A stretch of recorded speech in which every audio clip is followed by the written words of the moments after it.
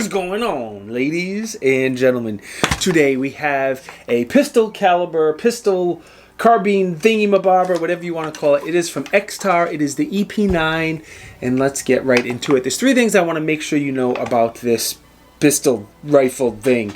One, it's very, very affordable. 450 beans. It is very, very affordable. It takes Glock magazines, which is great, and it has a last round bolt hold open. And what was my third thing? Oh, it shoots much nicer than I expected. When I heard it was a polymer gun that was direct blowback, 9mm, I was like, I can't really shoot very nice. But one of the first things we're going to talk about is the recoil mitigation system and how this shoots much nicer than I expected. It's not like SIG MPX, CMMG Descent nice, but we shouldn't compare it to a gun that costs 10 times, 5 times more. All right, so the stock brace situation. If you buy the rifle version, you get a stock. The pistol version does come with the brace now. I was sent this and was given this during all the brace nonsense, so mine did not come with the brace. But if you look on the Extar website now, they do come with an Extar branded brace. If you don't like this tube and their brace, I'm told you can also swap out the buffer tube. I didn't confirm that, just so you know, but that's what I was told from a good, reliable source.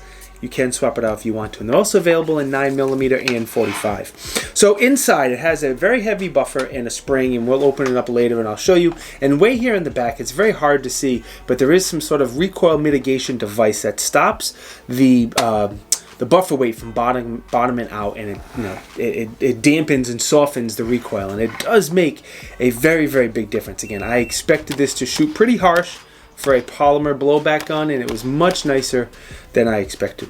Charging handle is not the normal AR-15 charging handle. It is a side charging handle. I like side charging handles. As long as you're not a lefty, they're great, and as long as it's not reciprocating, and this is not a reciprocating charging handle. So the charging handle is wonderful. No complaints with that. The grip is an Extar branded grip. The angle I like. The angle is very, very neutral. It's not very strong angle. The texture is not great. It's not very, very textured. The good thing, though, it's a standard AR-15 grip. So if you don't like this grip, no big deal. It can take any standard AR-15 grip. Now, before we get into the trigger and all the other controls, I need to quickly thank the biggest supporter of this channel, which is Not Just Shooting and Outdoors. They have you covered for all your cool guy outdoor hunting, fishing, reloading, ammo, optics, all that good stuff. The link is you know where. Do me a favor, if you haven't done it yet, click that link, play around, check them out. They support me. Please support them. My shirt, if you care, is from TriStar Trading. I have probably 24 of their shirts over there. And this is one. I love all their shirts. I was going to say this is one of my favorites, but they're all my favorites. Get fit or die. I highly encourage everyone to get fit, because the world is going to hell.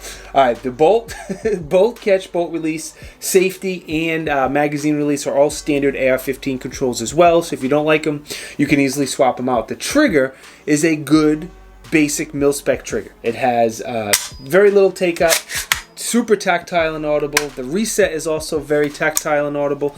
As always, we're going to take a 2-second break so you can get up close and personal and hear and see and smell and touch the trigger. Make up your mind what you think about the trigger, and I will be right back.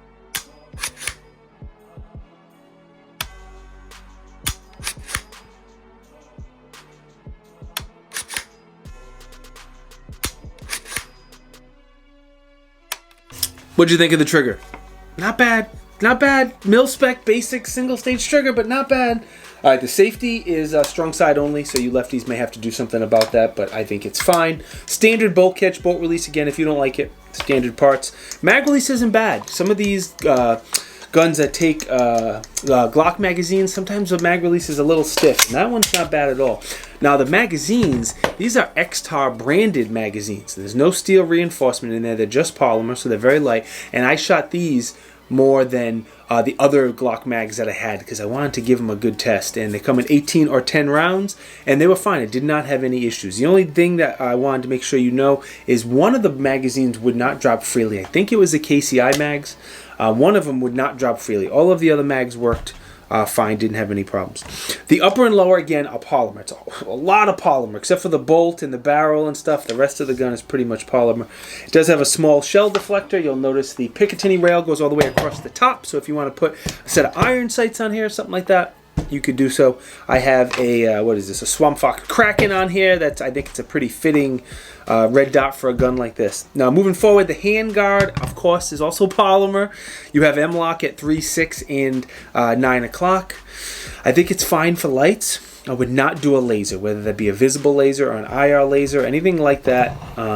Anything with polymer, I think it's gonna wear away from recoil, and you're gonna have a shift in your point of impact. So I don't recommend any lasers on a gun like this, but white lights, absolutely go nuts. Or any other vertical foregrips, or, well, can you do that on a pistol? I don't know. I don't care.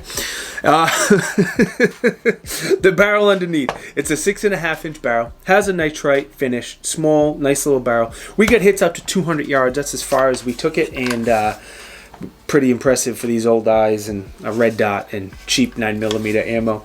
The muzzle device on the end, first of all, it's 1/2 x 28. So if you don't like this muzzle device, you can easily swap it out. It does sit inside of the handguard, just so you know, and it's like a kind of like a CAC flash hider. I don't know if this is actually one or not. I'd have to look that up, and I didn't. I'm sorry, but a very fitting flash hider on such a short barrel. Now, the one thing I forgot is on the back here, it does have a little QD slot for this sling. This sling is an Extar sling as well. I don't know if they actually make it. It looks like they do, but it's like 30 bucks. It's stretchy, elastic, has a QD slot right here. Nice little sling.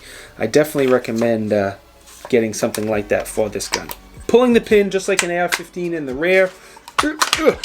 The front is kind of just hinged. Next to the pin in the rear, you'll see there's 2 steel reinforcements, and that helps beef things up a little bit. And then the buffer tube is held in by a very, very different plate, where if you take pressure off the buffer tube, that little plate just slides right out. And then you have a very heavy buffer weight. You have a very, very heavy buffer weight, and you have your spring. And then down in here, it's very, very hard to see. I had to shine a flashlight down there, and I don't know if I'm going to be able to get a camera down there as well. But there is some sort of mitigation device, recoil thing down there, and I don't know, it's voodoo, it's magic, but it works well. In the upper, let's take a look at the BCG. The BCG is a fairly standard BCG for a 9mm blowback design.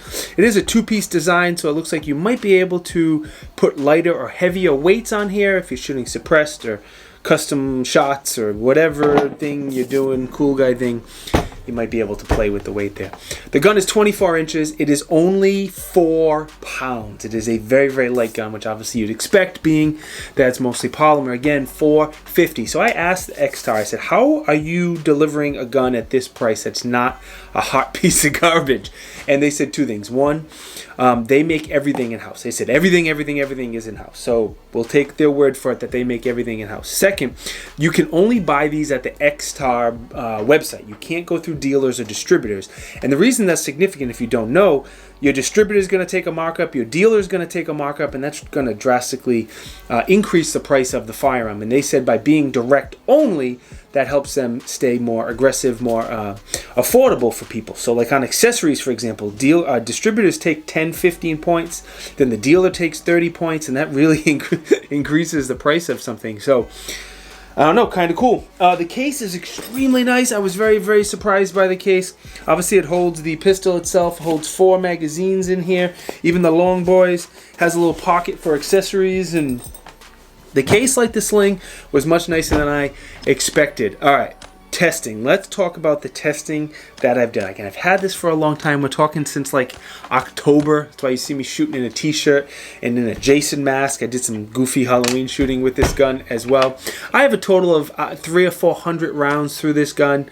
We shot a bunch of different type of mags. That was one of the first things I did. I shot Glock mags, KCI, Magpul, the Extar branded, some ETS mags, and one of them didn't drop freely, but for the most part, everything ran fine. The other unique thing, Extar says you don't need to lube this gun. So I said, okay, fine. I'm not going to lube the gun when I get it. We just took it out and started shooting it, and we did not have any problems. 0 malfunctions, 0 issues of any kind. We did the normal one-ups.